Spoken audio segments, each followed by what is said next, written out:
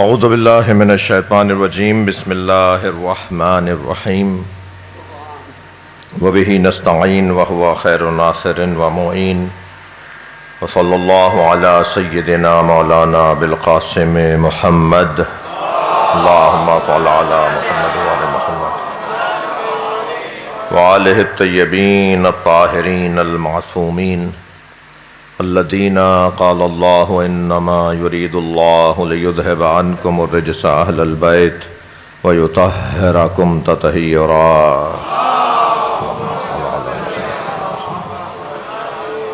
ولعنۃ اللہ علی اعدائہم اجمعین من یوم عداوتہم الی قیام یوم الدین اما بعد قال الحکیم فی قرآن الکریم بسم اللہ الرحمن الرحیم یوسف عارض عن ھذا واستغفری لذنبک انک کنت من الخاطئین وقال نسوة فی المدینہ امرأۃ العزیز تراود فتاها عن نفسه قد شغفها حبہ انا لنراها فی ضلال مبین صلوات۔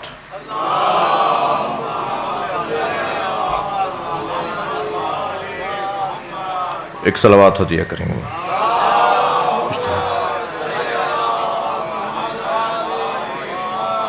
سورہ مبارکہ یوسف کی 29ویں اور 30ویں آیت پر آج غور کیا جائے گا۔ پروردگار عالم کا احسان ہے کہ آج یہ ہماری 7ویں نشست ہے۔ 7ویں نشست میں ہم داخل ہو رہے ہیں اور الحمدللہ سامعین نے، حاضرین نے، یہاں موجود اور پوری دنیا میں تقریباً لاکھوں لوگوں نے ان مجالس میں شرکت کی ہے۔ آپ سب کے لیے دعا گو ہوں، اللہ آپ کی توفیقات میں اور میرے لیے دعا فرمائے کہ مجھے قرآن سمجھنے والوں میں شمار فرمائے۔ ارشاد ہو رہا ہے کہ یوسف عارض عن ھذا واستغفری، میرے جو دوست روزانہ تشریف فرما ہیں وہ 2-4 منٹ کے لیے مجھے معاف کریں۔ جو لوگ آج تشریف فرما ہوئے ہیں ان کے لیے عرض کر رہا ہوں کہ گفتگو یہاں تک پہنچی کہ حضرت یوسف علیہ السلام اور زلیخا دروازے کی طرف دوڑے حجرے سے۔ حضرت یوسف آگے تھے، زلیخا پیچھے تھی۔ واستبق الباب وقدت قمیصہ من دبر، دروازے تک پہنچے تو زلیخا نے قمیص تک ہاتھ پہنچا دیا تھا اور اس نے جب روکنا چاہا تو قمیص پیچھے سے پھٹنا شروع ہو گئی۔ اسی کیفیت میں دروازہ کھلا تو سامنے والفیا سیدہا لدى الباب، دیکھا کہ زلیخا کا شوہر بالکل سامنے کھڑا ہے۔ قالت ما جزاء من اراد باہلک السوء، تو فوراً زلیخا نے اپنا رنگ بدلا اور فوراً اپنے شوہر سے کہا کہ تم ہی بتاؤ جو تمہاری زوجہ کے ساتھ ایسا کرے اس کی کیا سزا ہونی چاہیے۔ الا ان یسجن، یا تو اس کو جیل میں ڈال دیا جائے، اور عذاب علیم، یا اس کے اوپر سختی کی جائے۔ قالا، فوراً حضرت یوسف نے فرمایا ہی راودتنی عن نفسی، اس نے ایسا کیا ہے، میں نے ایسا نہیں کیا۔ جیسے ہی حضرت یوسف نے جواب دیا تو وہ جو بچہ برابر والے کمرے سے یوسف علیہ السلام اور زلیخا کے اس عمل کے شور کی وجہ سے برابر والے کمرے سے زلیخا کی بہن آئی ہوئی تھی، وہ اپنے بچے کو اٹھا کے لائی جو 3 مہینے کا بچہ تھا۔ وہ بولنا لگ گیا اور بولا بھی ایسا فصیح انداز سے بولا کہ جیسے کوئی حکیم بول رہا ہو، کوئی دانا بات کر رہا ہو۔ اس لیے کہ جو اس کی دلیل ہے وہ یہ ہے کہ شہد شاہد، اب قرآن نے اسے کہا ہے شہد شاہد من اہلہا، خود زلیخا کے گھر سے ایک گواہ نے گواہی دی۔ یہ جو گھر کی گواہی ہوتی ہے نا، یہ سارے گواہوں کو ہرا دیتی ہے۔ گھر کا گواہ بڑا مضبوط گواہ ہوتا ہے، بڑا خطرناک گواہ ہوتا ہے، وہ حالات کو جاننے والا ہوتا ہے۔ یہ ہم بات کر چکے ہیں مگر تفسیر میں نہیں جا رہا، صرف ترجمہ کر رہا ہوں کہ ایک مرتبہ اس نے کیا کہا، شہد شاہد من اہلہا، اس نے بولا یہ کہ ان کان قمیصہ قد من قبل، اگر قمیص آگے سے پھٹی ہے فصدقت، تو یہ سچ کہہ رہی ہے کہ اس یوسف نے حملہ کیا ہے۔ وَهُوَ مِنَ الْكَاذِبِينَ، اور یوسف بھی کچھ بول چکا ہے، یہ جھوٹوں میں سے ہے پھر اگر قمیص آگے سے پھٹی ہوئی ہے۔ وَإِنْ كَانَ قَمِيصُهُ قُدَّ مِنْ دُبُرٍ، اور اگر قمیص پیچھے سے پھٹی ہوئی ہے، فَكَذَبَتْ، تو زلیخا جھوٹ بول رہی ہے، وَهُوَ مِنَ الصَّادِقِينَ، اور یوسف سچوں میں سے ہے۔ اتنا پکا استدلالی اس نے گویا گواہی دی اور گھر کی گواہی آئی۔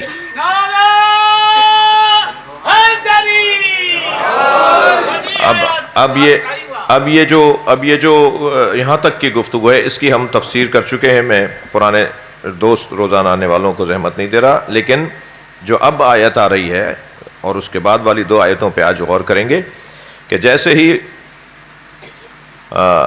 اس بچے نے یہ کہا تو توجہ سب کی ہوئی اس بات کی طرف جو دلیل اس نے دی تھی۔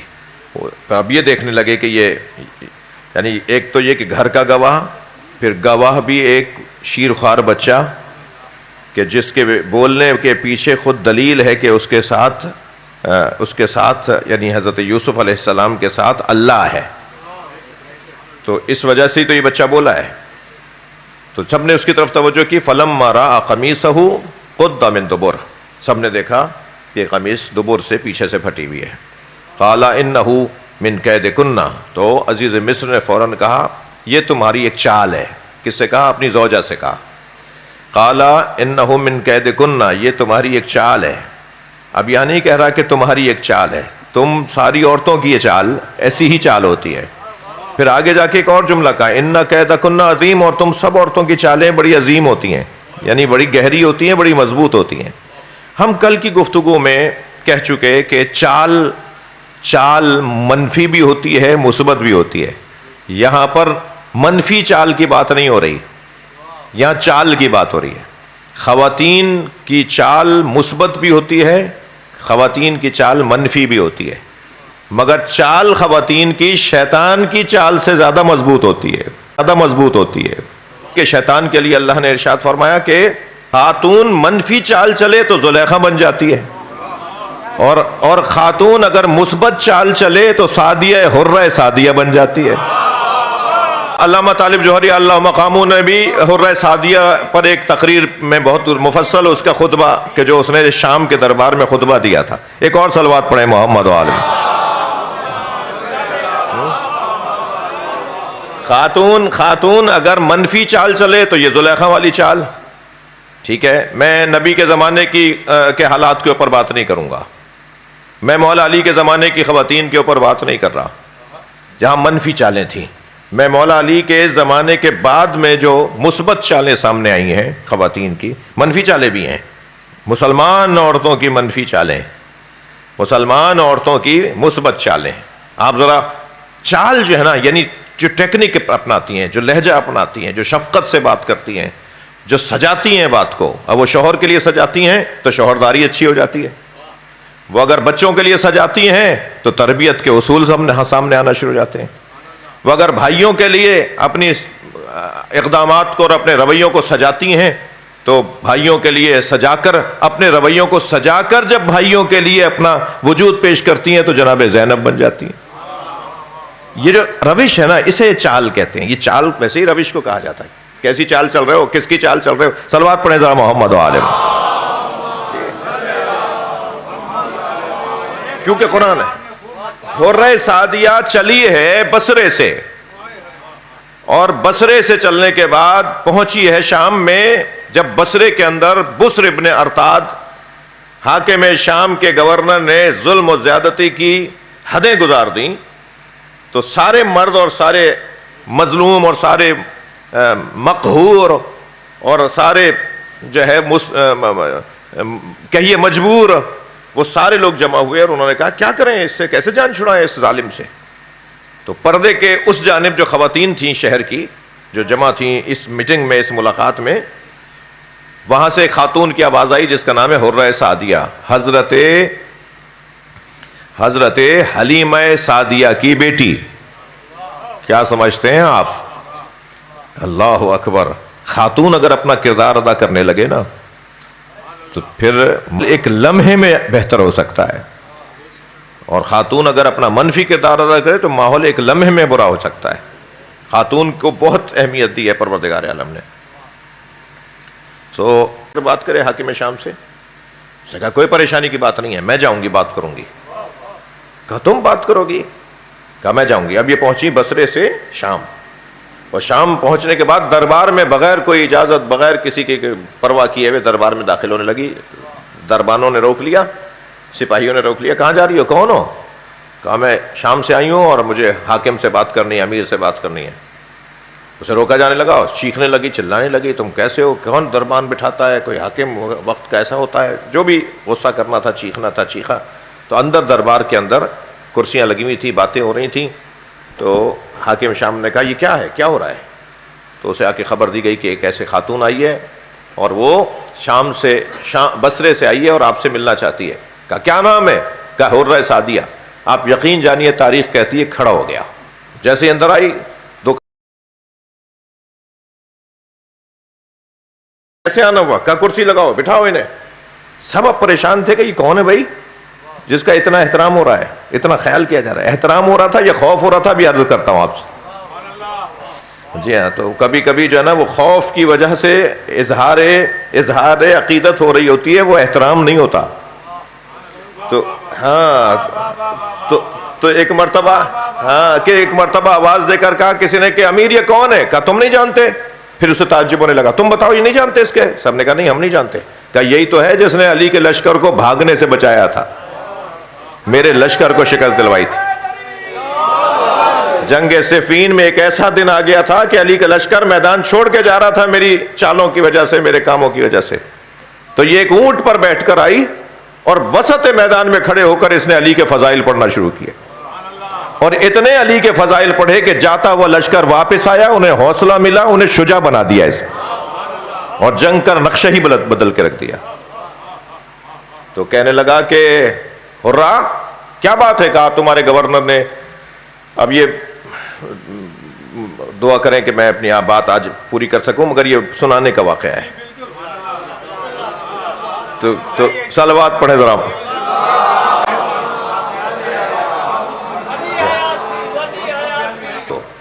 کہا تمہارے گورنر نے شام کے اندر ظلم و زیادتی کی حدیں گزار دیں، کیا کر رہا ہے، یہ کر رہا ہے، ایسا کیا اس نے، ویسا کیا۔ تو کہنے لگا کہ کاتب کو بلایا جائے، نامہ تیار کرو، اس کی گواہی کافی ہے، اس کی گواہی کافی ہے، ہاں ایک عورت کی گواہی کافی ہے۔ کہا لیٹر لکھو، اس کو معزول کرو، اور معزول کرنے کے بعد عزل نامہ لکھنے کے بعد حرہ کے ہاتھ میں پکڑا کے کہا تمہیں جا کے دے دینا، کہہ دینا تمہیں گورنرشپ سے ہٹا دیا گیا ہے۔ تو یہ جیسے نامہ لے لیا نا، تو انہوں نے کہا کہ یہ تم نے وہاں کے لوگوں کی بات سنی ہے، میں اس کے لیے تمہارے ممنون ہوں۔ تو مگر کہنے لگے نہیں بات جا کہاں رہی ہو، یہ بتاؤ علی کہاں ہے؟ مولا کی تو شہادت ہو چکی تھی۔ کہنے لگے جا کہاں رہی ہو، علی کہاں ہے؟ تو حرہ نے کہا کہ علی شہید ہو گئے۔ تو کہنے لگے تو تم علی کے اتنے فضائل پڑھتی ہو، آج ہمارے لیے بھی تو کہو کہ اللہ کی خاطر عدل اور ہے۔ سبحان اللہ، یہ عدل کرنا اور ہے، یہ جرت، یہ حوصلہ۔ تو اگر خواتین اپنے طریقوں کو اپنائیں، اپنے روشوں کو اپنائیں، اپنی وہ مثبت ہو جائے، تو پھر یہ منظر بنتے ہیں کہ گھروں کے اندر ہر گھر جنت بن جاتے ہیں۔ یہ ان کے روش کی وجہ سے، ان کے طور طریقوں کی وجہ سے گھر جنت بنتے ہیں۔ اور اگر یہی ان کی چال، یہی ان کی ڈھال، یہی ان کی روش، کوئی طور طریقے ان کے منفی ہو جائیں تو گھر جہنم بن جاتے ہیں، گھر کے اندر پریشانیاں آ جاتی ہیں، مصیبتیں آ جاتی ہیں۔ تو یہاں کیا کہہ رہا ہے، یعنی اللہ نے کیا نقل کیا الفاظ کو اس کے عزیز مصر کے کہ ان کیدکن عظیم، تمہاری جو چالیں ہیں وہ بہت عظیم ہیں، بڑی مضبوط ہیں۔ عظیم سے مراد یہاں بہت مضبوط چالیں ہیں تمہاری۔ یوسف، اب یہ کہہ کر ایک مرتبہ عزیز مصر نے حضرت یوسف کی طرف دیکھا اور کہا یوسف اعرض عن ھذا، اس بات کو چھوڑ دو، یہ جو بات ہوئی ہے، یہ جو کام ہوا ہے، اعرض عن ھذا، اس سے صرف نظر کرو، اس کو نظر انداز کرو، اس کو چھوڑ دو، اس بات کو۔ اور پھر دیکھا اپنی زوجہ کی طرف اور کہا واستغفری لذنبک، توبہ کرو اپنے گناہ پر، اپنی بیوی سے کہہ رہا ہے توبہ کرو اپنے گناہ پر، انک کنت من الخاطئین، یہ طے ہو گیا ہے کہ تم خطا کار ہو، تم خطا کار ہو، یہ طے ہو گیا ہے۔ یہ کہا کس نے؟ عزیز مصر نے۔ یہاں تک بات ایک منزل تک آئی ہے، وہ وقت گزر گیا، حضرت یوسف اپنے حجرے کی طرف چلے گئے، ماحول بڑا عجیب سا ہوا ہے پورے دربار کے اندر، پورے محل کے اندر۔ زلیخا اپنے حجرے میں چلی گئی، 2 دن تک روتی پیٹتی رہی، اور عزیز مصر نے اپنا حجرہ بدل دیا، اپنی بیوی سے دور ہو گیا غصے کی کیفیت میں، ناراضگی کی وجہ سے، اور بات یہاں تک آ گئی کہ شہر میں بات گشت کرنا شروع ہو گئی۔ تو اب جو آیت آج کی ہے، یعنی جو آج کی دوسری آیت ہے، وہ یہ ہے کہ وقال نسوۃ فی المدینہ، مدینہ کی عورتوں نے کہنا شروع کیا، کیا کہا؟ امرأۃ العزیز، عزیز مصر کی زوجہ نے، تراود فتاہا عن نفسہ، عزیز مصر کی زوجہ نے اپنے جوان غلام کے ساتھ برائی کا ارادہ کیا ہے۔ تراود فتاہا، اپنے جوان غلام کے ساتھ ایک غلط کام کا ارادہ کیا ہے۔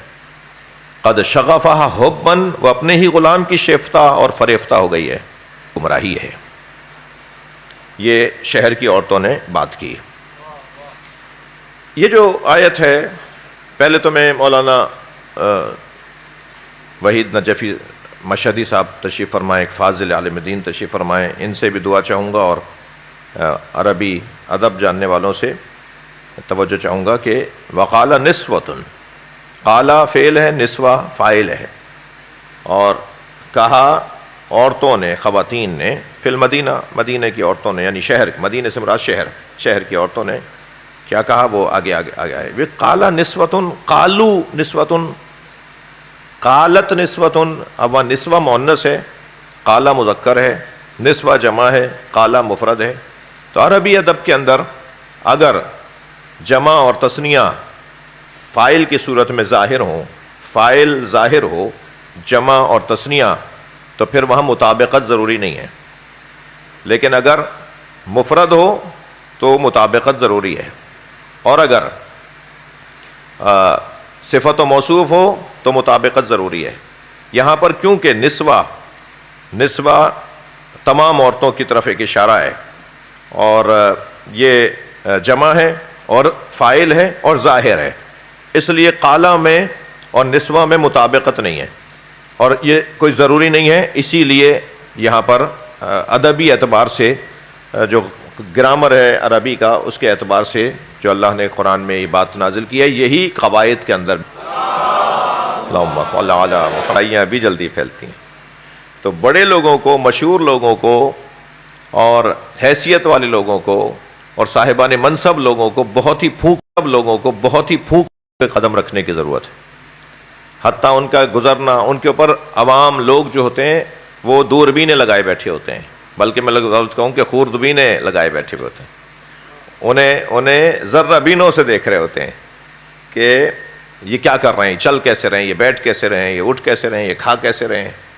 جی معلوم ہوا ہاتھ میں ہلکا سا درد تھا، سیدھے ہاتھ میں الٹے ہاتھ سے پانی پی لیا، بس بھائی یہ دیکھیں مولانا کو الٹے ہاتھ سے پانی پیتے ہیں، ساری دنیا کو کہتے ہیں سیدھے ہاتھ سے پانی پینا چاہیے، اور یہ خود الٹے ہاتھ سے پانی پی رہے ہیں۔ مثلاً جو ہے وہ اگر کوئی چھوٹی چھوٹی باتیں، یعنی مشہور لوگوں کی اور صاحبان حیثیت لوگوں کی چھوٹی باتیں بڑی ہو جاتی ہیں، اور ان کی منفی باتوں کو بھی زیادہ لیا جاتا ہے اور مثبت باتوں کو بھی زیادہ۔ یہ جو شہرت ہے نا، یہ ایک بہت بڑی مصیبت ہے، شہرت ایک بہت بڑی مصیبت ہے۔ اگرچہ شہرت کے لیے علامہ مرتضی انصاری رحمۃ اللہ علیہ نے ظاہراً مقاصد میں کہا ہے کہ رب شہرت لا اصل لہا، بہت ساری شہرتیں ہوتی ہیں جن کی کوئی بنیاد نہیں ہوتی، مشہور ہو گیا بس، شہرت ہو گئی بس، اب اس کے پیچھے کوئی مضبوطی ہے نہیں، اس کی بنیادوں میں کوئی مضبوطی ہے نہیں۔ تو خود شہرت، اب اس کی بنیاد کوئی ہو یا نہ ہو، خود شہرت جو ہے نا وہ انتہائی آزمائش کا ذریعہ ہے، ایک فتنہ کا سامان فراہم کرتا ہے شہرت، اور پھر ان کے کاموں کے اوپر خاص نگاہ رکھی جاتی ہے۔ دوسرا نقطہ اس کے اندر ہے کہ لوگوں کی غلطیاں ان کے سرپرستوں کے سر ڈالی جاتی ہیں. جی کسی گھر کے فرد کی غلطی اس کے گھر کے بڑے کے سر ڈالی جائے گی. علاقے کی سرپرستی اس علاقے کے بڑے کے سر ڈالی جائے گی. خاندان کے کسی فرد کی غلطی اس خاندان کے بڑے کے سر ڈالی جائے گی. سرپرست کے سر جو ہے نا غلطیاں ڈالی جاتی ہیں. دلیل کیا ہے؟ دلیل یہی تو ہے. کیا کہا ہے عورتوں نے؟ وقال نسوۃ فی المدینہ امرأۃ العزیز، عزیز مصر کی زوجہ نے ایسا کیا ہے. یہ عزیز مصر کی زوجہ نے ایسا کیا ہے، یہ کیوں نہیں کہہ رہے ہو کہ زلیخا نے ایسا کیا ہے؟ عزیز مصر کے ساتھ جوڑ کر بات کی جا رہی ہے، کیونکہ گھر کا بڑا جو ہے، محل کا بڑا جو ہے، ملک کا بڑا جو ہے عزیز مصر ہے، لہٰذا اس سے متعلق جو لوگ ہوں گے اسی کے سر غلطیاں آئیں گی. اب یہ کہنا کہ میں نے نہیں کیا ہے، یہ سیاستدانوں کا خاص طور پر ایک طریقہ سامنے آتا ہے. جب نیچے کے افسران کوئی غلطی کر بیٹھتے ہیں تو اپنے سر نہیں لیتے، وہ کہتے ہیں اس نے غلطی کی ہے. جب نیچے کا افسر کو اچھا کر لیتا ہے تو کہتا ہے ہم نے کیا ہے، یہ کام ہم نے کیا ہے. بھئی آپ نے کب کیا ہے؟ یہ تو نیچے والے افسر نے کیا ہے. تو یہ ایک کیفیت ہے جس کو سمجھنے کی ضرورت ہے. اور یہاں جو نسوہ سے مراد لی گئی ہے تفسیر کے اندر، وقال نسوۃ فی المدینہ، یہ کون سی عورتیں تھیں؟ عام عورتیں تھیں یا خاص عورتیں تھیں؟ یہاں پر لکھا ہے کہ یہ خاص عورتیں تھیں. خاص طور پر وزیر خوراک نے سب سے پہلے، وزیر خوراک کی زوجہ نے سب سے پہلے اپنے گھر نشست بلائی زلیخا کے خلاف، اور سارا قصہ وہاں عورتوں کو بتایا. پھر وزیر دفاع کی بیگم نے اپنے گھر ایک نشست بلائی اور ساری عورتوں کو کہا کہ یہ کیا کیا ہے زلیخا نے. یہ تفسیر سے سنا رہا ہوں میں آپ کو، یہ تفاسیر میں لکھے ہوئے نام ان کے. اور پھر وزیر زراعت کی زوجہ نے بلائی، اور پھر کچھ اور بیگمات کو بھی بلایا گیا. یعنی پہلے بیگمات نے یہ شور مچایا، مملکت کی بیگمات نے یہ شور مچایا کہ زلیخا نے، امرأۃ العزیز نے ایسا کر دیا ہے. اور عزیزو ایک بات اور خاص توجہ کی طالب ہے، وہ یہ کہ گھر کی خبر اندر گھر والے ہی باہر پہنچاتے ہیں. یہ جو اندر کی خبر تھی، یہ گھر والوں نے اگر باہر نہ پہنچائی ہوتی تو اتنا زلیخا کی رسوائی نہ ہوتی. میں کوئی زلیخا کا ہمدرد نہیں ہوں، میں صرف اتنا عرض کر رہا ہوں کہ برائی کا پھیلنا بھی تو خود برائی ہے. برائی کو جتنا دبایا جائے، برائی کو جتنا چھپایا جائے، برائی کو جتنا ختم کیا جائے اتنا اچھا ہے. لیکن ایک چیز مشہور کر دی، باہر پہنچا دی، کنیزوں نے پہنچائی، غلاموں نے پہنچائی، گھر والوں نے پہنچائی. اور یہ گھر والے جو ہوتے ہیں نا، انہیں ہم کیا سمجھتے ہیں؟ بھائی کو بھائی کیا سمجھتا ہے؟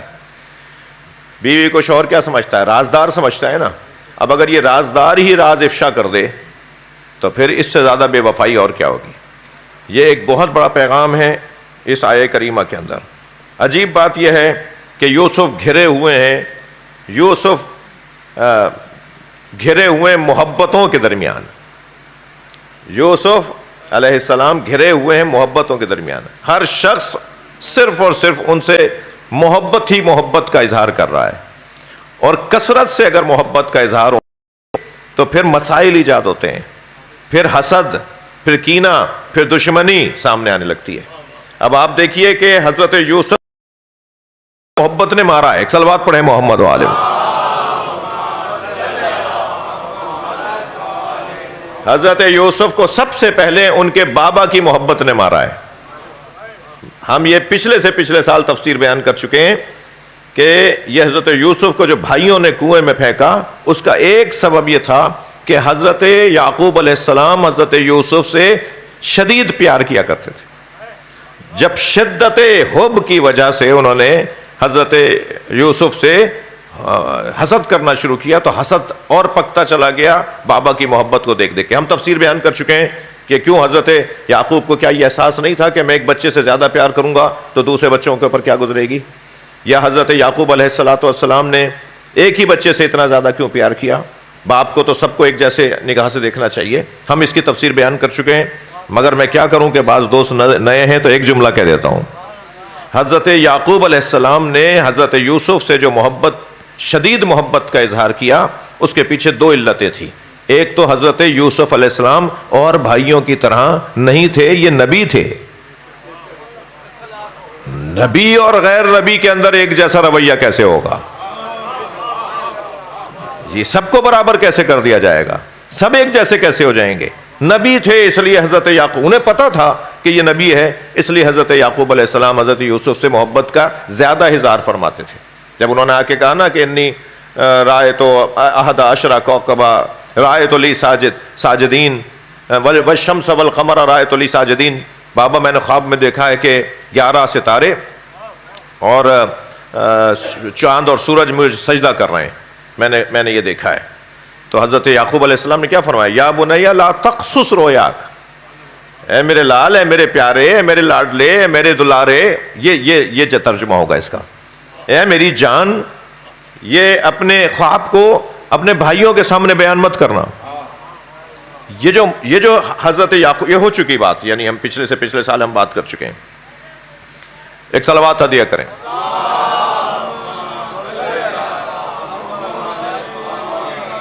ایک تو سبب یہ تھا کہ حضرت یعقوب علیہ السلام حضرت یوسف سے پیار اس لیے زیادہ کرتے تھے کہ حضرت یوسف علیہ السلام نبی ہیں اور بچے نبی نہیں ہیں۔ دوسرا سبب یہ ہے کہ حضرت یوسف علیہ السلام حسین ہیں، حسن رکھتے ہیں۔ حسین بچے سے بہرحال انسان کی فطرت ہے، نفسیات ہے، حسن کی طرف، خوبصورتی کی طرف انسان کی توجہ ہوگی، اس کو روکا نہیں جا سکتا۔ جی حضرت یوسف علیہ السلام کیونکہ حسین تھے، اور ایک اور بات بھی اس میں اضافہ کر دیتا ہوں، کیونکہ یتیم تھے، ماں نہیں تھی ان کی، اور چھوٹے تھے، چھوٹے یتیم تھے، کم سن یتیم تھے، اس لیے حضرت یعقوب علیہ السلام ان سے پیار کرتے تھے۔ حضرت یعقوب کے پیار نے انہیں کتنی مصیبتوں میں اور آزمائشوں میں ڈال دیا، حضرت یعقوب کے پیار نے، محبت نے انہیں آزمائشوں میں ڈال دیا۔ اور آگے بڑھیے، حضرت یوسف علیہ السلام کو جو اپنے ہیں، انہوں نے ایک تو باپ ہے جس نے پیار کیا تو یہ مصیبت آ گئی، یہ پریشانی آ گئی، یہ آزمائش آ گئی۔ مصیبت بری نہیں ہوتی بھائی، مصیبت بری شے کو نہیں کہتے، مصیبت عیب نہیں ہے، مصیبت بری شے ہوتی تو اللہ نے طے کر رکھا ہے کہ ہر برائی اہل بیت سے دور رہے گی، لیکن ہر مصیبت کا اہل بیت کے قریب آنا بتاتا ہے کہ مصیبت اچھی چیز ہے۔ صلوات ذرا دیا کریں محمد و آل محمد۔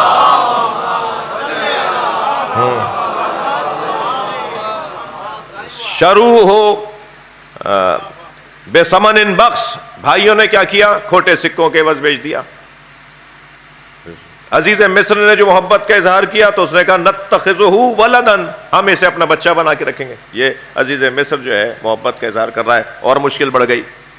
پھر یہاں زلیخا نے شغفہا حبن، شغفہا حبن، جب کسی چیز میں شغاف کا لفظ آپ نے سنا ہے نا، توجہ ہے بات کی، جب کسی چیز میں شغاف آ جائے تو اس کی جو تکلیف ہے، اس کی جو اذیت ہے، اس کی جو کیفیت ہے، وہ وہی جانتا ہے جہاں جس کے اندر شغاف آیا ہوا ہے، جس جگہ پہ شغاف آیا ہوا ہے۔ تو یہاں شغفہا حبن، یہ جو شغف کا لفظ ہے نا، کمال وابستگی کو شغف کہتے ہیں۔ فلاں کو فلاں چیز سے شغف ہے، فلاں کو فلاں چیز کا شغف ہے۔ یہ جو لفظ شغف ہم اپنے اردو میں بھی استعمال کرتے ہیں، یہ عربی کا لفظ، یعنی شدت وابستگی کو شغف کہتے ہیں۔ اب یہ زلیخا نے شدت وابستگی کا اظہار کر دیا، تو اب آپ دیکھیے کہ کہاں کہاں آزمائے جا رہے ہیں اس حسن کی وجہ سے، کس کس آزمائش کا سامنا کر رہے ہیں۔ یہیں سے ایک بحث کی سرایت میں لوں گا، اس بحث سرایت پائے گی، وہ یہ کہ کیا زلیخا کی گمراہی کا سبب حسن یوسف تھا؟ یعنی قصور نہیں تھا زلیخا کا؟ اتنا حسین اللہ نے بنایا کیوں ہے؟ اتنا حسین دربار میں تھا کیوں؟ اتنا حسین ہمارے ساتھ رہتا کیوں تھا؟ کیا کریں ہم اس حسین کا؟ یہ جو حسن حضرت یوسف ہے، یہ کیا سبب ہے زلیخا کی گمراہی کا، اور وہ بے قصور ہے؟ یہاں میں عرض کروں آپ کی خدمت میں کہ دونوں کو، ایک حسین کو بھی حکم ہے کہ اپنے آپ کو بچائے۔ کن لوگوں سے بچائے؟ بیمار دلوں سے بچائے۔ اور یہ صرف کوئی وہ نہیں ہے، بلکہ قرآن کا قاعدہ ہے۔ اللہ نے نبی کی زوجاؤں سے متعلق جو قرآن میں آیات نازل کی ہیں، ان میں سے ایک آیت اللہ نے یہ حکم نازل کیا، یا نساء النبی لستن کاحد من النساء، اے نبی کی زوجاؤں، یا نساء النبی، اے نبی کی زوجاؤں، تم عام عورتوں کی طرح نہیں ہو۔ ان اتقیتن، شرط یہ ہے کہ تمہیں تقوی اختیار کرنا پڑے گا۔ اس آیت کے اندر الفاظ آگے بڑھتے بڑھتے یہاں تک آتے ہیں، اور آیت یہ آتی ہے کہ وَلَا تَغْضَعْنَا بِالْقَوْلِ، اور میٹھی دھیمی باتیں مت کیا کرو، میٹھی اور اچھی سجی ہوئی اچھے اچھے الفاظ میں باتیں مت کیا کرو۔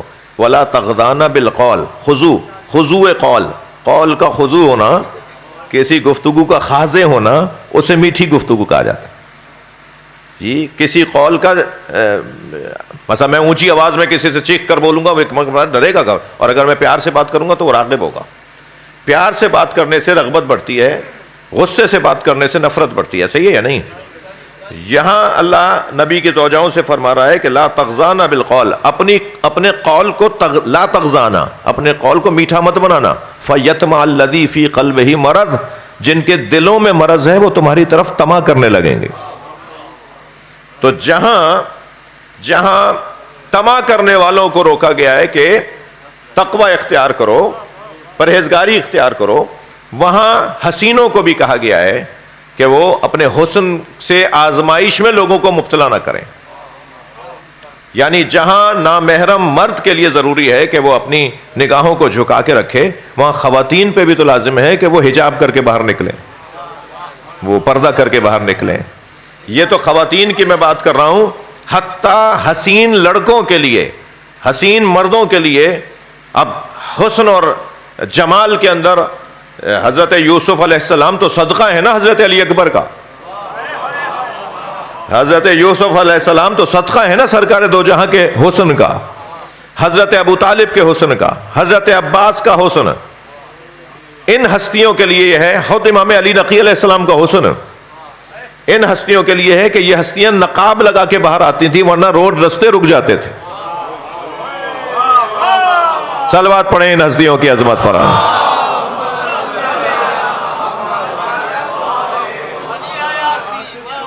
جی یہ نقاب لگا کے، حضرت عباس نقاب لگا کے آتے تھے جنگ صفین میں، تو نقاب لگا کے کسی کو نہیں پتا چل رہا تھا کہ کون ہے یہ جو جنگ لڑنے جا رہا ہے۔ نقاب کی وجہ سے تو لوگ کہہ رہے تھے کہ علی لڑ رہے ہیں، ورنہ نقاب اتری ہوئی ہوتی تو کون کہتا، کہتے عباس لڑ رہے ہیں، سب کہہ رہے تھے علی لڑ رہے ہیں، اور سب نے کہا آج مولا بغیر بتائے، ورنہ علی جاتے تھے تو کہہ کے جاتے تھے کہ میں جا رہا ہوں اب، اور جاتے بھی اس وقت تھے جب مشکل جنگ ہو جاتی تھی، جنگ مشکل ہو جاتی تھی، لیکن سب نے کہا یہ آج کیسے چلے گئے علی؟ اور پھر جب جنگ جیت کر واپس آئے تو ایک مرتبہ گھوڑا حضرت کا واپس آ رہا ہے، سب استقبال کے لیے ادھر سے ادھر سے جمع ہو رہے ہیں، جیسے ہی گھوڑا آ کے رکا خیمے کا پردہ ہٹا، مولا علی خیمے سے باہر آئے۔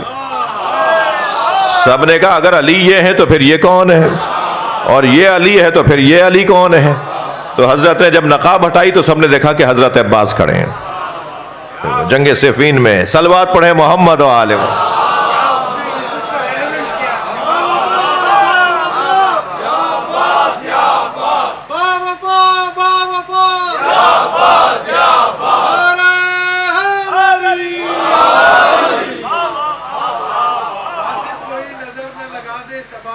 واہ سبحان اللہ، دل کر رہا ہے کہ حضرت علی اکبر کی بارگاہ میں کچھ دیر رہوں، آپ کو رکھوں اپنے ساتھ۔ ایک شخص نے آ کر مسجد نبی میں امام حسین سے ملاقات کی خواہش کی۔ امام اپنے مہمانوں کے ساتھ جو مختلف شہروں سے آئے ہوئے تھے، سرکار سید الشہداء امام حسین اپنے مہمانوں کے ساتھ مسجد میں تشریف فرمائے۔ اس شخص نے حضرت کے امور کو، یعنی حضرت کے مہمانوں کے امور کو منظم کرنے والے ہر امام کے ساتھ ایسا ہوتا تھا، قاعدتاً ہر مشہور کے ساتھ، ہر مصروف کے ساتھ ایسا ہوتا ہے۔ اس سے کہا کہ مجھے حضرت سے ملنا ہے۔ اس نے کہا کچھ دور رکو، میں حضرت سے کہتا ہوں کہ تم ملنا چاہتے ہو۔ اس نے جا کے حضرت سے کہا کہ یہ شخص آپ سے ملنا چاہتا ہے۔ حضرت نے جب پہلے والے مہمانوں سے ملاقات مکمل کی تو پھر حضرت نے فرمایا کہ اسے بلا لو۔ قریب آ کے کہتا ہے میں نے رات کو آپ کے نانا کو خواب میں دیکھا ہے۔ وہ کہتا ہے میں نے رات کو گزری ہوئی رات کو میں نے آپ کے نانا کو خواب میں دیکھا ہے۔ اور حضرت نے فرمایا کہ کیسی شکل تھی ان کی؟ پہلے تو ویلکم، خوش آمدید کہا اسے، خوش ہوئے مولا یہ سن کے کہ میرے نانا کی بات کر رہا ہے۔ حضرت نے فرمایا کیسی شکل تھی؟ اس نے بتایا آنکھیں ایسی تھیں، ابرویں ایسی تھیں، آپ کی پلکیں ایسی تھیں، مشغان آپ کے ایسے تھے، ناک بینی آپ کی ایسے کھڑی ہوئی تھی، اچھی کھڑی ناک تھی آپ کی، آپ کے لب جو ہے وہ بہت ہی سیدھے جڑے ہوئے تھے، آپ کے رخساروں کے اوپر سرخی تھی، آپ کا رنگ ایسا تھا، آپ کی پیشانی ایسی تھی۔ اس نے حضرت کے چہرے کا سارا نقشہ اس نے اپنے خواب میں بیان کیا۔ حضرت نے فرمایا کہ اگر میں تمہیں ابھی کسی سے ملواؤں تو بتا سکو گے کہ اس میں اور میرے نانا میں کیا فرق تھا؟ اس نے کہا مولا میں آپ کی خدمت میں حاضر ہوں، جیسا آپ چاہیں۔ حضرت نے آہستہ سے اپنے غلام سے کچھ کہا، غلام گھر میں گیا اور ایک بچے کو گود میں لے کے آیا، جس بچے کی عمر اس وقت میں 3 سال تھی، لا کر امام حسین کے سامنے بٹھایا۔ میں نے جو روایت پڑھی ہے، جس کی خاطر یہ روایت سنانے کا دل کر گیا، وہ روایت یہ ہے کہ اس بچے کے چہرے پہ نقاب ڈلی ہوئی تھی۔ وہ بچہ نقاب میں لایا گیا، برابر میں بٹھا دیا گیا، تو امام نے حضرت اس بچے کے چہرے سے نقاب ہٹائی، تو آپ سن کر آپ کا دل باغ باغ ہو جائے گا۔ وہ شخص کھڑا ہو گیا، کہنے لگا یہی شکل نبی کی تھی۔ یہ بچہ کون ہے؟ یہ تو بالکل ہو بہو سرکار دو جہاں کی شکل ہے۔ حضرت نے فرمایا یہ میرا علی اکبر ہے جی۔ اور حضرت نبی مکرم کے حسن کے بارے میں ہم ایک دن پہلے بیان کر چکے ہیں کہ حضرت یوسف نے خود فرمایا تھا کیا حال ہوتا کنت فی آخر الزمان، اگر تو آخری زمانے میں ہوتی۔ زلیخا سے کہا تھا حضرت یوسف نے کہ اگر تو آخری زمانے میں ہوتی تو تیرا کیا حال ہوتا۔ اذا نظرتے جو مجھے اس وقت عبارت یاد آ رہی ہے، اذا نظرتے نبیہ، جب ایک اس آخری نبی کو، کانا فی آخر الزمان کانا احسن وجہ منی، جس کا چہرہ مجھ سے زیادہ حسین ہے، جس کے شمائل مجھ سے زیادہ اچھے ہیں، جس کا حسن مجھ سے زیادہ بہتر ہے، اگر آخری زمانے میں اس نبی کو دیکھ لیا ہوتا تو تیرا کیا حال ہوتا جی۔ یقال لہو محمدہ، اسے محمد کہہ کے پکارا جائے گا۔ تو کہنے لگی صدقت یا میں کیف علمت انی صدقتم، تم کہہ رہا ہوں۔ تو کہنے لگی وقع حبہ فی قلبی، جب تم محمد کی تعریفیں کر رہے ہو نا تو ان کی محبت میرے دل میں آ گئی۔ جس ایک جملے پہ اللہ نے اس کی ساری خطائیں معاف کی، اور وہی نازل ہوئے جا کے جبریل کہہ دو میں نے محمد کے صدقے میں اس کو معاف کر دیا۔ کے لیے بہت آزمائش کی بات ہے کہ انہیں خود کو بھی بچانا ہے، لہٰذا قرآن کیا کہہ رہا ہے، حضرت یوسف کو کیا کہہ رہا ہے، قرآن نے کیا نقل کیا اس کا جملہ، عارض عن ھذا، اے یوسف چھوڑو اس بات کو۔ اور اردو سے کہا جا رہا ہے کہ تم استغفار کرو۔ 2-3 میں نکات کی طرف اور آپ کی توجہ چاہوں گا، اور زیادہ وقت اگرچہ ابھی نہیں ہوا ہے میرے پاس، میرے 40 منٹ کا دورانیہ گزرا ہے، کوشش کرتا ہوں کہ جلدی میں اپنی بات کو مکمل کروں۔ ایک صلوات ہدیہ کرواؤں۔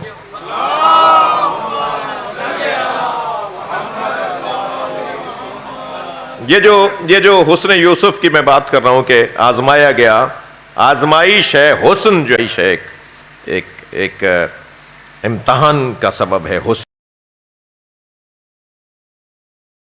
جہاں حضرت یوسف کو آزمایا گیا ہے، وہاں حضرت یوسف کے چاہنے والوں کو بھی آزمایا گیا ہے۔ مثلاً 2 لوگوں کو حضرت یوسف کی وجہ سے گمراہ کہا گیا ہے۔ حضرت یوسف کی وجہ سے 2 لوگوں کو گمراہ کہا، ایک خود ان کے بابا کو گمراہ کہا گیا ہے، حضرت یعقوب کو یعقوب علیہ السلام کے بیٹوں نے کہا، اور ادھر زلیخا کو مصر کی خواتین نے کہا کہ یہ گمراہ ہے۔ حضرت توجہ ہے آپ بات کی،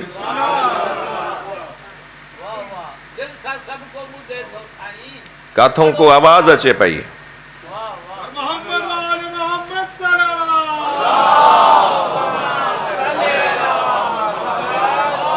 کوئی بول رہا ہے یہاں سے؟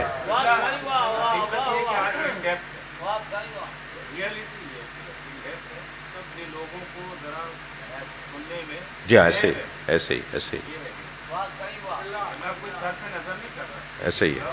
ہی ہے۔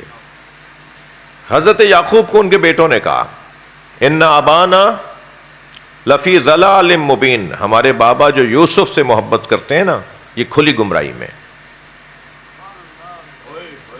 میں اس پر ایک پورے گھنٹے بول چکا ہوں کہ یہ کہنا کہ نبی کے جو ساتھ ہوتا ہے ہر ساتھ ہونے والا رضی اللہ تعالیٰ عنہ ہے. ساتھ ہونے والے پر کیا بات کر رہے ہو؟ نبی کے تو بھائی اب کیا کروں، شیعہ تفسیری تو بیان ہو رہی ہے. ایک صلوات پڑھیں ذرا محمد و آل محمد.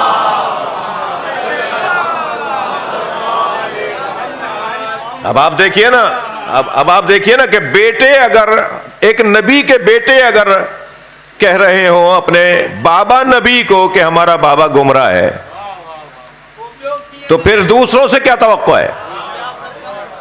اور پھر یہ عیبوں پہ پردہ کیوں ڈال رہے ہو کہ کسی نے نبی کو کچھ نہیں کہا؟ ہم پریشان ہیں، مجبور ہیں، ہم نہیں چاہتے، مگر کیا کریں؟ ان تعلیمات کو کہاں لے جائیں؟ کیا بھرے مجمع میں کسی نے نہیں کہا کہ یہ حکم جو آپ نے سنایا ہے من کنت مولا فہد علی مولا، یہ آپ نے اپنی طرف سے سنایا یا اللہ کی طرف سے؟ یہ بولنا خود نبی پہ شک نہیں ہے؟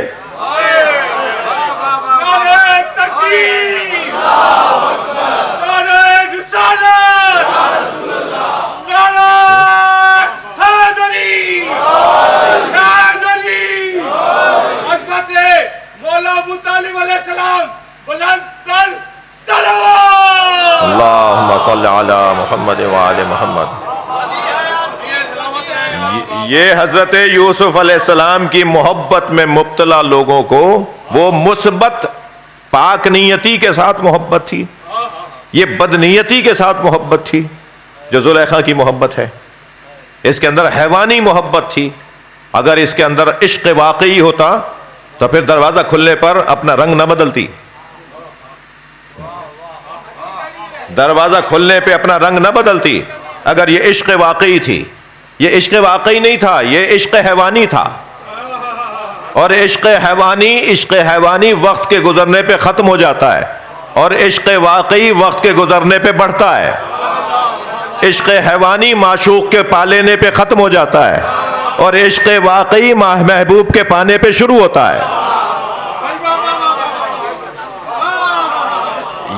یہ جو عشق کا اظہار ہوا ہے زلیخا کی طرف سے، یہ عشق حیوانی کا اظہار تھا، یہ میں مجازی بھی نہیں تھا. یہ مجھے تھوڑی دیر بولنے دیجئے. یہ عشق مجازی بھی نہیں ہے. عشق مجازی عشق حقیقی کی راہ میں ہوتا ہے. اس کی سمتیں، اس کے رخ، اس کے جادے مختلف نہیں ہوتے، وہ اسی کے رستے پر، وہ پہلی سیڑھی ہے اس کا عشق مجازی، وہ مقدمہ ہے عشق حقیقی کا. میں مجاز حقیقت کے لیے مقدمہ ہوتا ہے.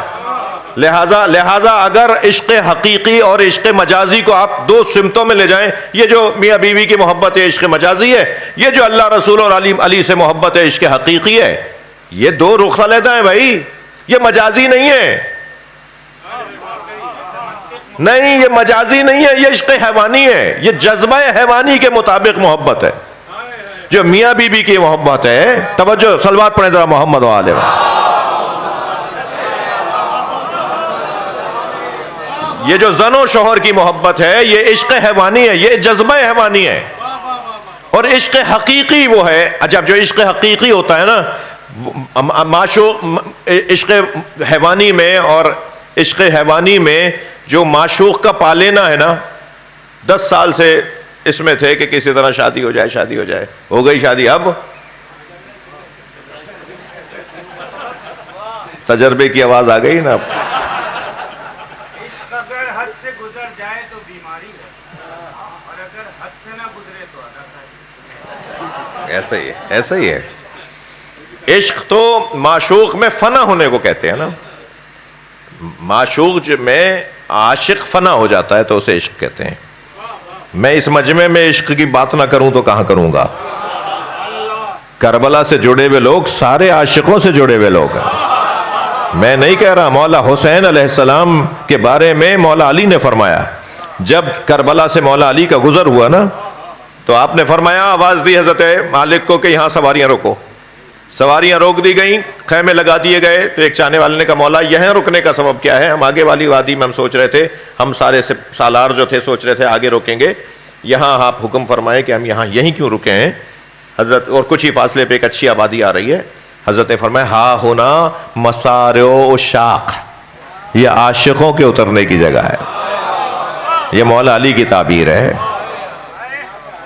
کربلا والوں کو، امام حسین کو اور امام کے ساتھ شہید ہو جانے والوں کو مولا علی نے عشاق کہہ کے یاد کیا ہے. یہ عاشقوں کے اترنے کی جگہ ہے. جی چھوڑ دیجئے عشق کی بحث کو، اتنا کافی ہے. 12 سال حضرت یوسف کو قید کاٹنی پڑی اس حسن کی وجہ سے. 12 سال قید کاٹنا پڑی. حتیٰ ان عورتوں کے شوہروں نے مطالبہ کیا کہ اسے قید میں ڈال دو، ہمارے گھروں کے حالات خراب ہیں. ہاں یہ ہوا. یہ بیگمات کے شوہروں نے مطالبہ کیا عزیز مصر سے کہ اس کو قید میں ڈال دو، اور قید اس کی جلدی ختم نہیں کرنا، اتنا اسے قید میں ڈال دو کہ یہ بوڑھا ہو جائے، ہماری عورتوں کے ذہنوں سے نکل جائے. صرف اکیلی زلیخا نہیں تھی. آگے والی آیت میں بیان کروں گا کہ جب انہوں نے الزام لگایا نا زلیخا کو، قالت وقال نسوۃ فی المدینہ نسوۃ فی المدینہ، یہ جو مدینہ شہر کی عورتوں نے کہا نا کہ یہ امراۃ العزیز نے کیا کر دیا اور یہ غلط کیا فلاں، تو یہ خبر آئی زلیخا کے پاس کہ میرے اوپر الزام آ رہا ہے، مجھے معطوب کر رہے ہیں. تو اس نے انتظام کیا، سب کو بلا کر باقاعدہ ان کے ہاتھوں میں چھریاں دے دیں. وہ آگے والی آیت ہے. اور جب سب ان عورتوں نے ہاتھ کاٹ لی، تفصیل اس میں آئے گی، جب ان سب عورتوں نے ہاتھ کاٹ لیے اپنے، تو پھر ان سے کہا آپ بتاؤ میں غلطی پر ہوں؟ تو سب کہنے لگے نہیں تم غلطی پر نہیں ہو، ہمارا حال تم سے زیادہ خراب ہے. وہ میں نہیں بتا سکتا کہ کیا کیا لکھا ہوا ہے تفسیروں میں کہ وہاں کے اس جگہ کے حالات کیا ہو گئے تھے. اس جگہ کے حالات کیا ہو گئے تھے، وہ بڑے خطرناک تھے. جی تو پھر جب یہ حالات ہو گئے، زلیخا کی یہ کیفیت، میں پہلے کہہ چکا ہوں کہ یہ والی تفسیر جو ہے اسے خواتین کا سننا مکروہ بھی ہے، یہ والی 2-4 آیتوں کا ہم مکروہ ہے باقاعدہ اس کی تفسیر پڑھنا ان کے لیے، ضروری نہیں ہے ان کے لیے. سارا اتنا بڑا قرآن ہے، اور پڑھ لو کچھ صلوات پڑھیں محمد و آل محمد. ایک اور صلوات نبی اور آل نبی پر. تو عرض کر رہا ہوں کہ سب شوہروں نے کہا عزیز مصر سے تو اس کو قید میں ڈال دو، اور تاکہ یہ ہماری عورتوں کے ذہنوں سے نکل جائے. ویسے بھی نزلہ ہمیشہ کمزور پر ہی گرتا ہے. قصوروار سارا شہر ہے، قصوروار بیگمات ہیں، شوہروں کے کنٹرول میں نہیں ہے بیویاں. اب یہ تو آپ کی برائی کی ہے میں نے. جی شوہروں کے کنٹرول میں نہیں ہے بیگمات، اور سارا جو غصہ اور ناراضگی اور جو پریشانی اور مصیبت ہے وہ حضرت یوسف پر آ رہی ہے. ایک مصرع مجھے یاد آ رہا ہے، پہلا مصرع میرے ادیب سینئر شاعروں کو یاد آ جائے تو بتا دیں کہ ہے جرم ضعیفی کی سزا مرگ مفاجات. تم کمزور ہو تو بھائی تم ہی کو مرنا ہے، تم کمزور ہو تو مرنا تم ہی کو ہے. ایک صلوات پڑھے ذرا محمد و آل محمد، اللہم صل علی محمد و آل محمد. مگر حسن یہ ہے، کمال یہ ہے کہ جب یہ حالات ہو گئے، آخری جملہ کہہ رہا ہوں، جب حالات یہ ہو گئے تو خود حضرت یوسف علیہ السلام نے عزیز مصر سے کہا کہ مجھے زندان میں ڈال دو. اس نے کہا میں یہ نہیں کروں گا، تمہارے ساتھ زیادتی ہو رہی ہے. تو پھر حضرت یوسف نے مصلی بچھایا، اور مصلی میں مناجات جو پڑھی ہیں وہ اسی سورے میں آگے جا کر آئیں گی. 34ویں آیت میں آئے گی بات. قال رب السجن احب الی مما یدعوننی الیہ. یا اللہ یہ جو مجھ سے چاہتے ہیں نا، اس کے عوض میں یہ چاہتا ہوں کہ مجھے قید میں ڈال دے. یہ حضرت یوسف نے چاہا کہ مجھے قید میں ڈال دو، تاکہ شہر کے حالات، تاکہ ماحول میرے تو میں کہاں لے جاؤں اپنے حسن کو، میں کہاں لے جاؤں اپنی خوبصورتی کو، میں کیا کروں. لہٰذا ایک ہی حل ہے کہ اللہ مجھے قید میں ڈال دے. تو جب اللہ سے مناجات کی حضرت یوسف نے تو اللہ نے عزیز مصر کے ذہن میں ڈالا، اور وہ خود آیا حضرت یوسف کے حجرے میں اور کہا کہ یوسف میں تم سے شرمندہ ہوں، حل اب یہی ہے کہ میں تمہیں زندان میں ڈال رہا ہوں. بات آگے انشاءاللہ آئندہ کے دنوں میں آئے گی. ایک صلوات ہدیہ کر دو.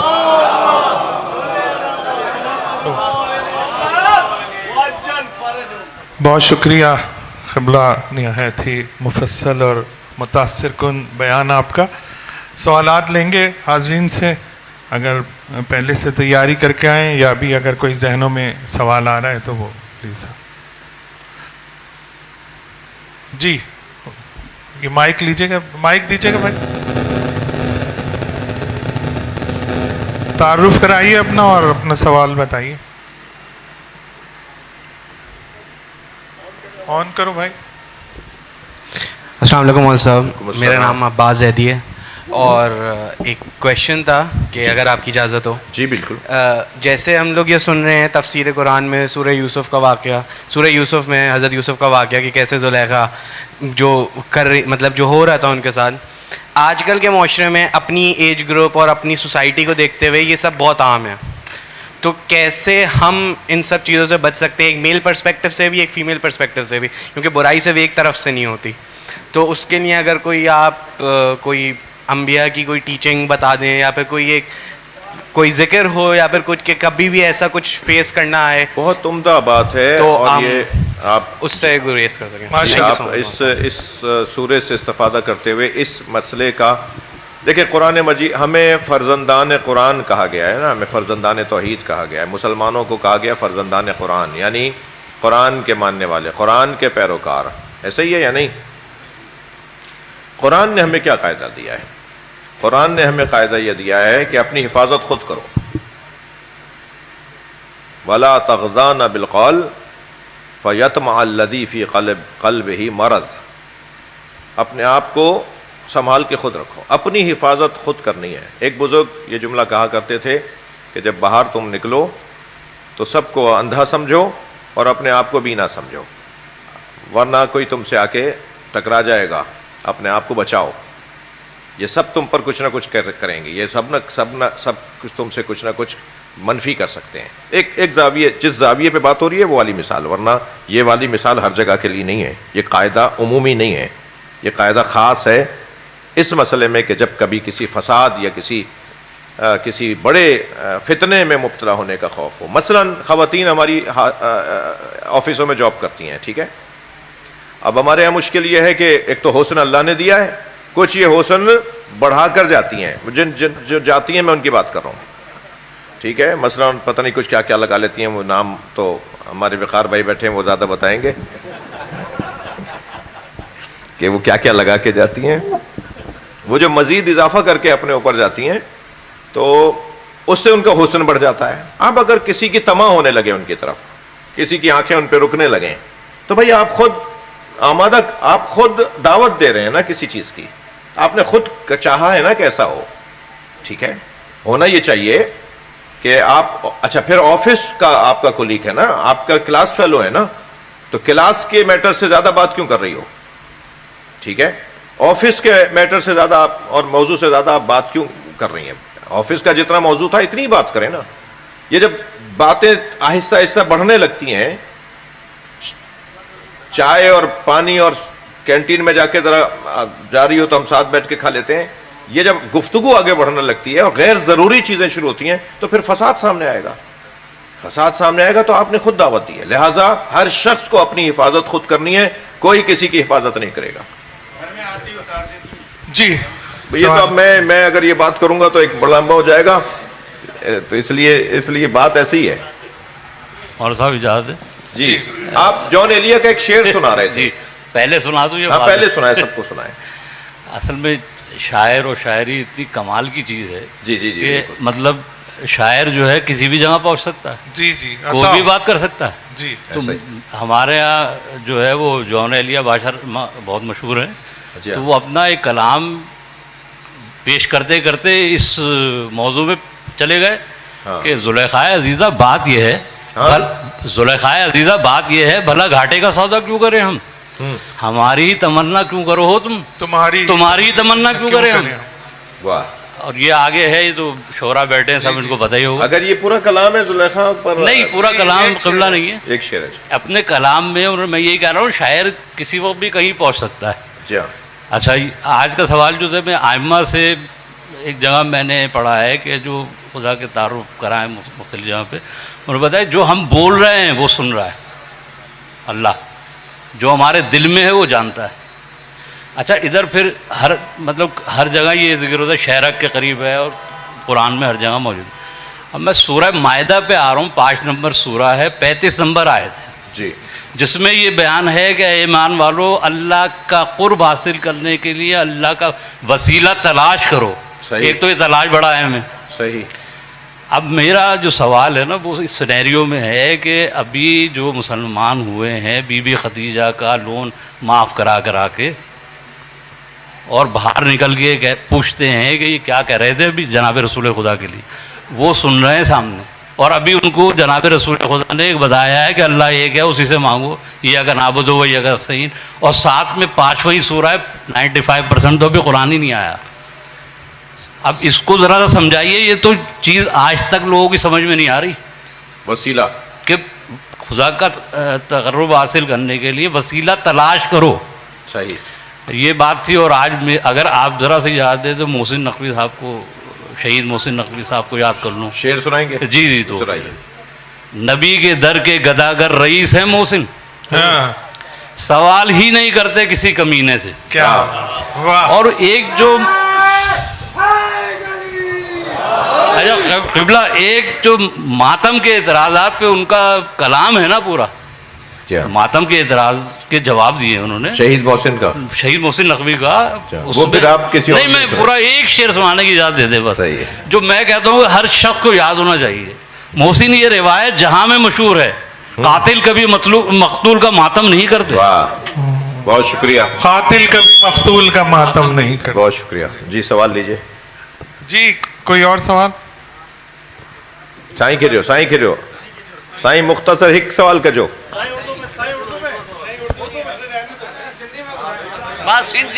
فارسی بھی اندیا سائیں بھی سندھیا. اس میں سائیں ارزوات اللہ ایمان والن کو مدد وٹھے تھو, ماण्हुनि کو تو مدد وٹھے اللہ. صحیح. یہ ॿुधायो त काथे थो वठे, छो थो वठे صحیح. اللہ ماण्हुनि کو. من انصاری اللہ, کون ہے جو اللہ کی مدد کرے. صلوات پڑھیں ذرا محمد والے. جی اللہم صل علی. جی آپ قرض جی آپ تھا. میں پہلے اس کا جواب دوں سائیں کا. میں ڈیاں سے میں عرض کر رہا ہوں کہ انہوں نے سوال کیا ہے کہ اللہ کیا مومنوں سے مدد لیتا ہے.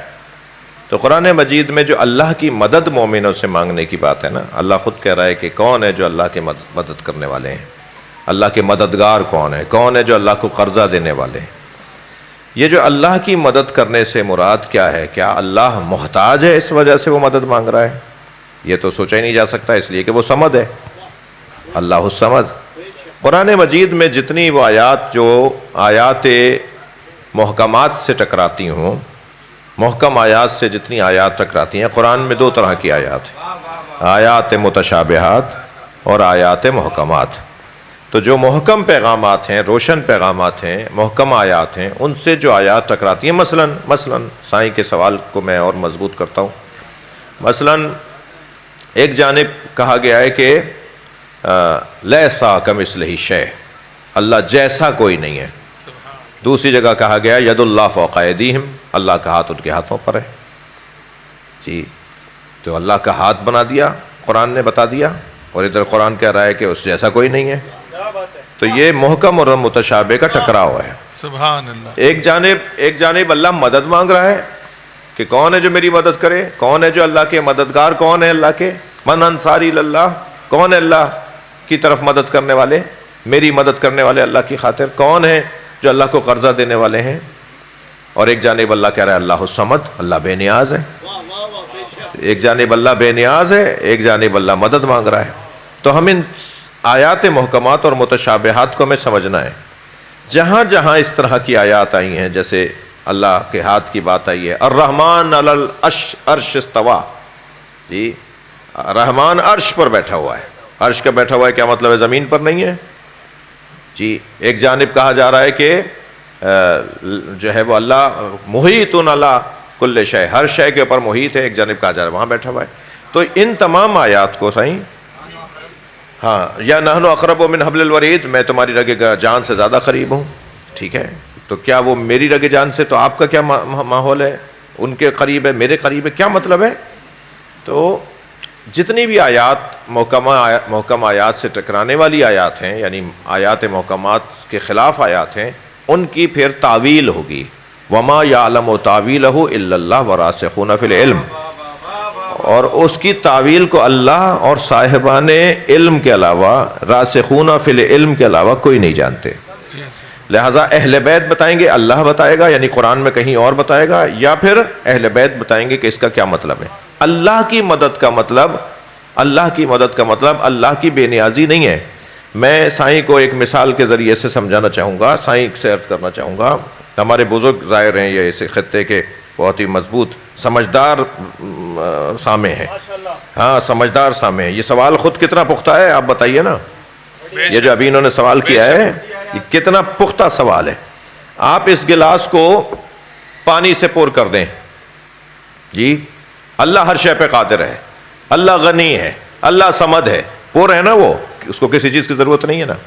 جب پر چیز میں آپ مزید کوئی چیز ڈالیں گے تو کہاں جائے گا؟ یہ چھلک کر اطراف میں بہنے لگے گا نا.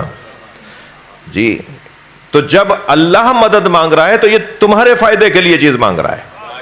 جو اللہ سے جڑے ہوئے ہیں ان تک پہنچے گی یہ مدد. جو اللہ کے ماننے والے ہیں، اللہ کے چاہنے والے ہیں، ان تک یہ مدد پہنچے گی. اللہ کو تو اس کی ضرورت ہی نہیں ہے. ڈالو اور اس کے اندر سبحان اللہ، ڈالو اس بھرے گلاس کے اندر پانی. سبحان اللہ. تو جو اس کے اطراف میں جگہیں بنی ہوئی ہوں گی اس کے اندر وہ پانی باہر بہنا شروع ہو جائے گا. سبحان اللہ. تو جو اللہ سے قریب ہوتے ہیں ان کو فائدہ ہوتا ہے. یعنی اگر تم قریب ہو جاؤ گے تو اللہ کی مدد کرو گے، یہ پلٹ کے تمہارے پاس ہی آئے گی. سبحان اللہ. یہ ایک تفسیر ہے، اس کے علاوہ اور تفصیل سے بحث ہے. جی حسن بھائی. صورت ہے یا محمد. ہاں صحیح. اے ایمان آرہو ہر جو مہنجی مدد کے ولا سوچے. جی سورہ محمد سنجی آیت. بالکل. یا ایھا الذین آمنوا ان تنصروا اللہ ینصرکم ویثبت اقدامکم. وہ تاجا قدم جمائے کھڑی. وہ ایمان آرہو علیہ جب اللہ مدد ہوتی. جو قومی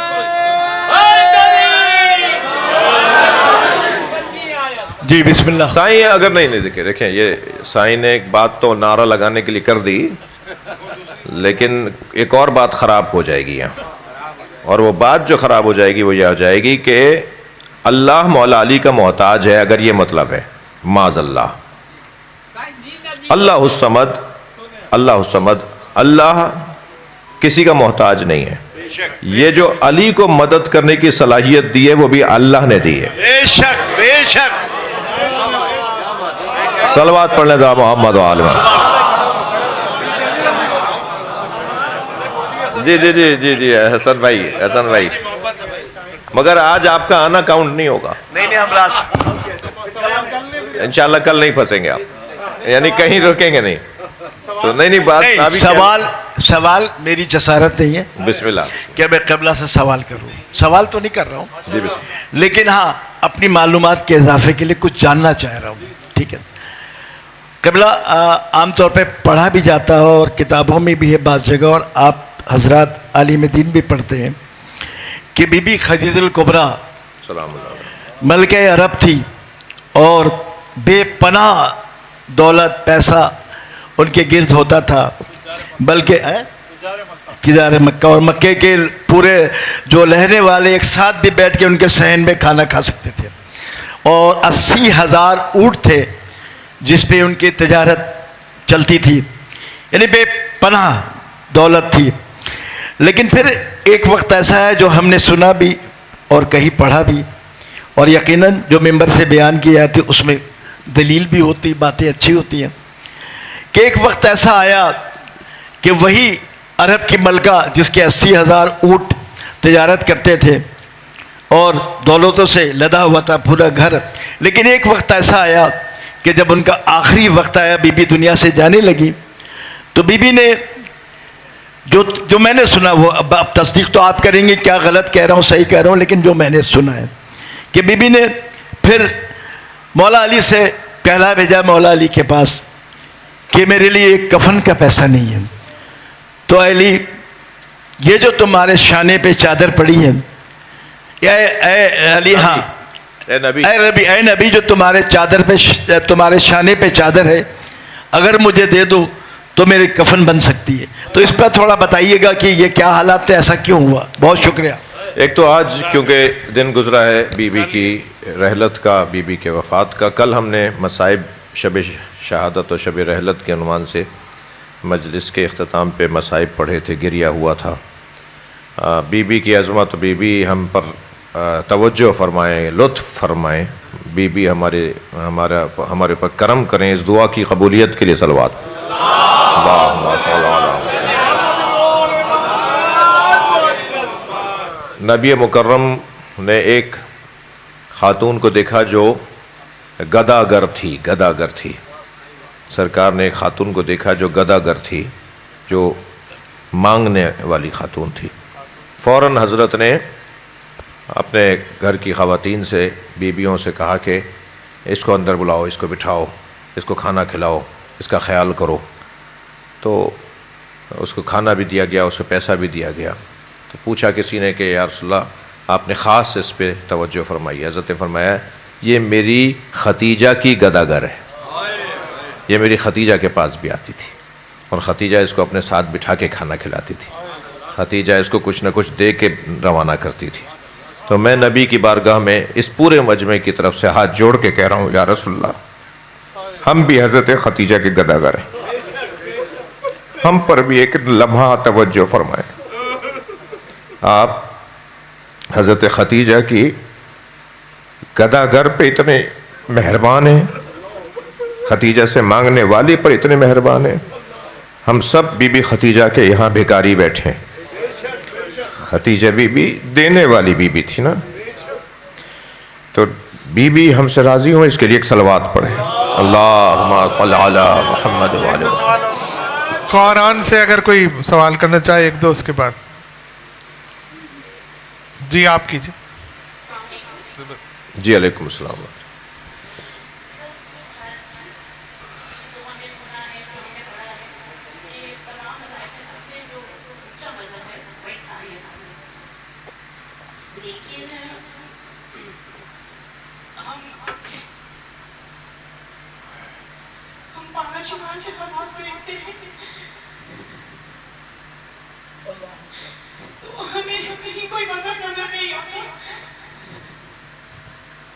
صحیح ہے.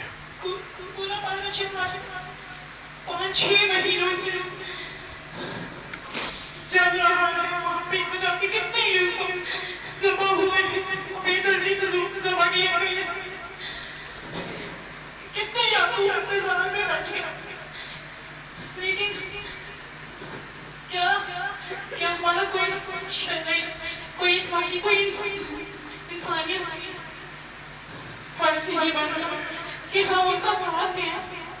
بے شک ہم نے دسمبر میں دھرنے دیے, لیکن اس کا آؤٹ کم کیا تھا؟ 5 لاکھ تو اب بھی چل رہا ہے.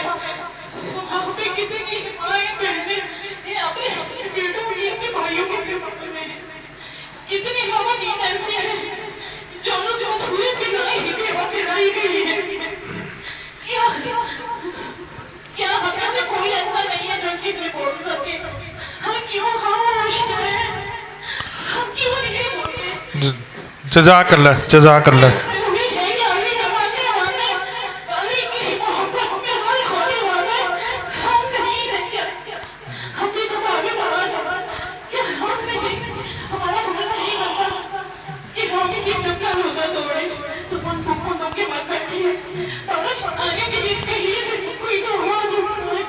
جی جواب سن لیجئے قبلہ. جی بہت شکریہ بہن, بہت شکریہ, بہت شکریہ. آپ جواب سنیے. بارہ چنار کے شہیدوں اور ان کے وارثوں اور زخمیوں کے لیے, ان کی حوصلہ افزائی کے لیے, ان کی مغفرت, ان کی شفا کے لیے ایک صلوات پڑھیں. اللہم صل علی محمد و علی محمد. میں بات جواب دے دوں, پہلے جواب دے دوں. بڑی انہوں نے دل سے قریب ہو کر اور اپنے پورے مکمل عقیدت اور اپنی جو ان کی وابستگی ہے ایک انسانیت کی بنیاد پر, اس کے انداز میں بات کی ہے. پارا چنار کا مسئلہ ایک انسانی عالمیہ شمار کیا جائے گا. پارا چنار کا مسئلہ کوئی مذہبی مسئلہ اور زمینی اور جائیدادی اور زرعی اور غیر زرعی زمینوں کے مسئلے نہیں ہیں. پارا چنار کا مسئلہ کوئی مذہبی مسئلہ نہیں ہے. پارا چنار کا مسئلہ سارے مسئلوں سے اوپر ایک انسانی المیہ کا مسئلہ ہے. انسانیت کش یہ مسئلہ ہے, انسانیت کے ذبح ہونے کا یہ مسئلہ ہے, احساسات اور جذبات اور انسانی قدروں کی پامالی کا یہ مسئلہ ہے. پہلے تو یہ جاننا چاہیے کہ یہ مسئلہ پورے پاکستان کے شہریوں کے لیے, پاکستان کے ذمہ داروں کے لیے, افسران کے لیے, حکمرانوں کے لیے, گورنروں کے لیے, وزراء اعلیٰ کے لیے, وزیر اعظم صدر کے لیے, آرمی چیف کے لیے اور کور کمانڈرز, خاص طور پہ کور 9 کوہاٹ کے جو کور ہے اس کے کور کمانڈر کے لیے خاص طور پر میں کہہ رہا ہوں, جن کے انڈر میں جن کا علاقہ وہ لگتا ہے, جو جی او سی کور 9 کوہاٹ ہیں, ان کا یہ مسئلہ ہے. اور وہ مسلسل کئی نشستیں انہوں نے بلائیں اور جرگے بلائے اور جرگوں میں فیصلے ہوئے اور پھر حکومتی افراد کے اوپر بھی حملہ ہو گیا اور ڈی سی بھی وہاں پر شہید کر دیا گیا, جبکہ وہ ابھی زندہ ہیں لیکن ایسے ہو گئے کہ شاید ساری زندگی وہ چل پھر نہیں سکیں گے, اتنی ان کو گولیاں لگی ہیں. اس کے علاوہ اور کئی مثالیں. اور میں نہیں کہتا کہ یہ مجموعی طور پر ایک المیہ بن چکا ہے, یعنی ان تمام حالات کو جب یہاں دھرنے دیے گئے, جب یہاں احتجاج کیا گیا, تو اس کے بعد کیونکہ دھرنا ہماری جانب سے میرے حساب سے قومی ایشو کے طور پر سامنے نہیں آیا, یعنی سب نے, ساری جماعتوں نے, ساری مذہبی جماعتوں نے مشترکہ طور پہ ساتھ نہیں دیا.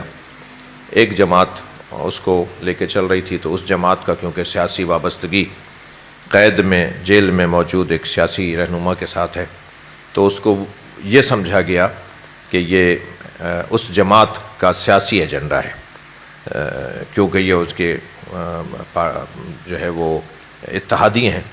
یہ ایک تصور عام بن گیا تھا, اور جس کی بنیاد پر ان کی بات کو, اس دھرنے کی بات کو اس انداز سے نہیں لیا جا رہا تھا. پھر کچھ جو دھرنے کی بے نظمی تھی, یعنی صرف احتجاج کی بے نظمی تھی, وہ بھی سب پہ روشن ہے. اس کو اتنا پھیل جائے گا, اتنا زیادہ ہو جائے گا, اس کو شاید تصور نہیں کیا گیا تھا. اور پھر وہ ہاتھ سے نکلنا شروع ہو گیا کام, اور نافرمانیاں شروع ہو گئیں. یعنی جو کہہ رہا ہے کہ دھرنا دے کے بیٹھ جاؤ, تم اس کے کہنے پہ تو آ کے بیٹھ گئے. جو کہہ رہا ہے ایک ٹریک کھول دو, تم اس کی بات نہیں مان رہے. یعنی وہی کہہ رہا ہے تم سے ایک ٹریک کھول دو, تو تم اس کی بات نہیں مان رہے.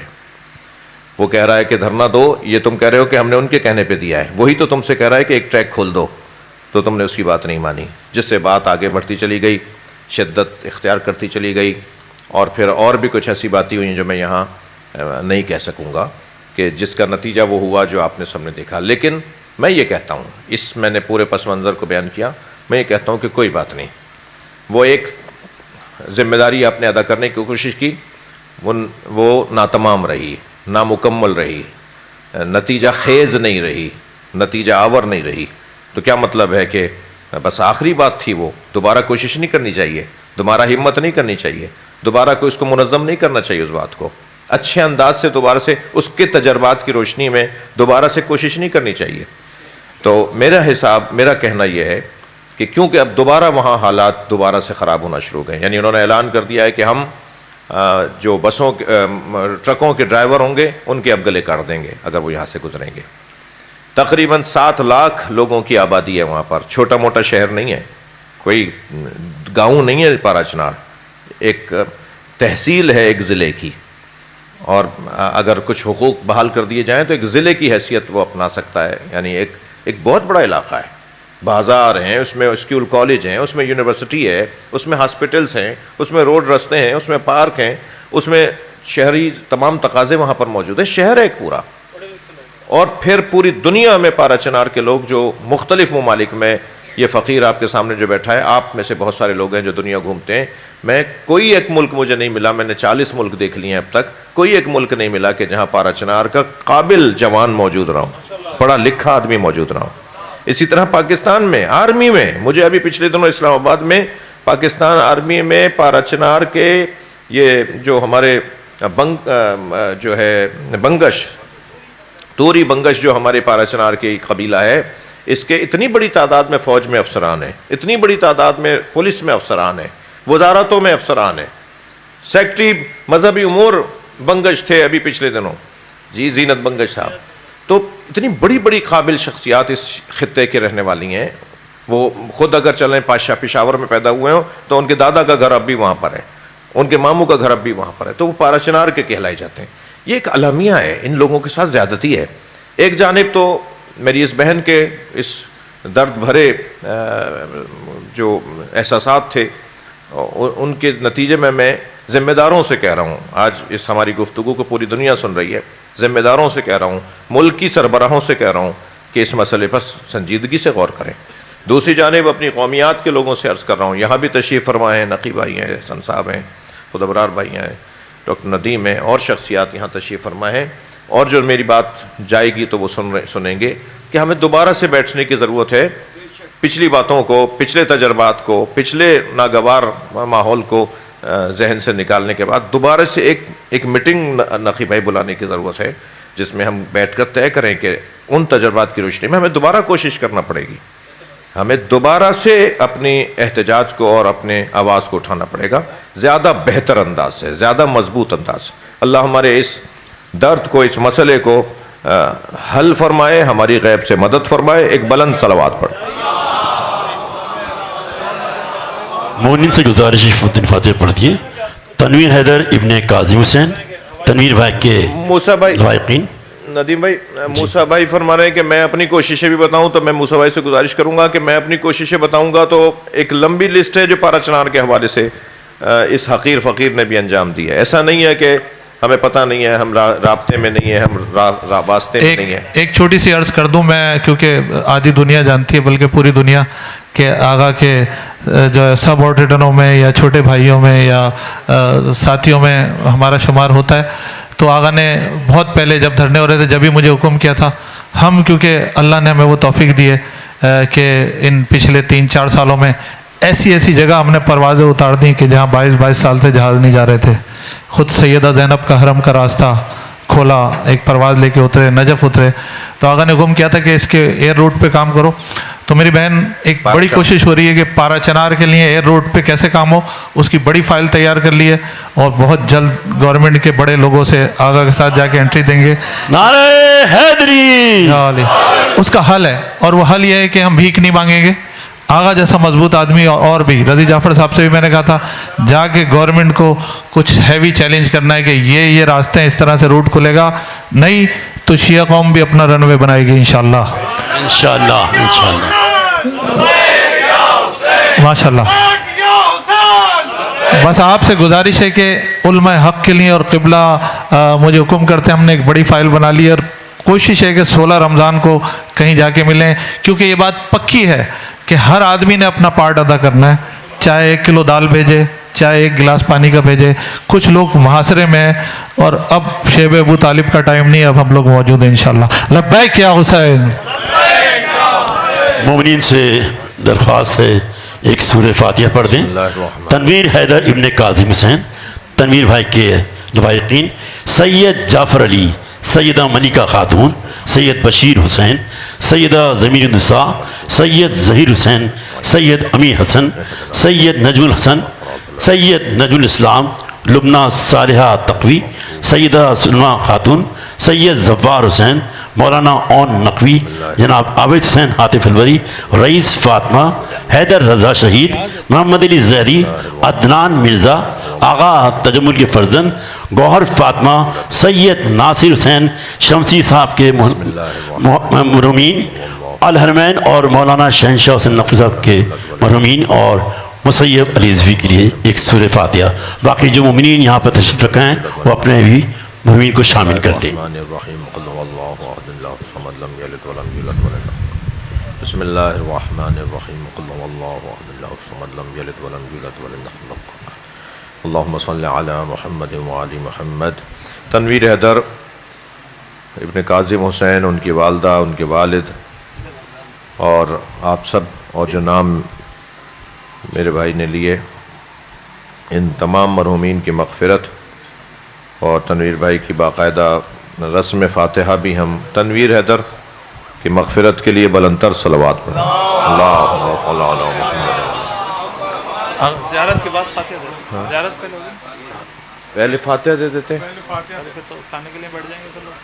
چلے پہلے فاتحہ. مومنین کرام، قبلہ کے بڑے قریبی ساتھیوں میں تنویر بھائی تھے اور ان کا انہی دنوں میں انتقال ہوا تھا. آج باقاعدہ نظر کا اہتمام ہے، آپ یہاں تشریف رکھیں گے. علماء اور قبلہ آگے والی صف میں یہاں نظر تناول فرمائیں. باقی سب سے گزارش ہے کہ یہاں تشریف رکھیں گے. چاندنی ہم اٹھا دیں گے نظر کے بعد اور پھر آپ یہاں انشاءاللہ 5-5 کی صورت میں بیٹھ جائیں گے اور پھر نیاز تقسیم کی جائے گی. میری گزارش ہے سب لوگ قریب آ جائیں. قبلہ شہنشاہ صاحب بھی اول و آخر درود ہوگا اور سب مل کے تلاوت کریں گے. پہلے تو فاتحہ اور پھر جو ہے وہ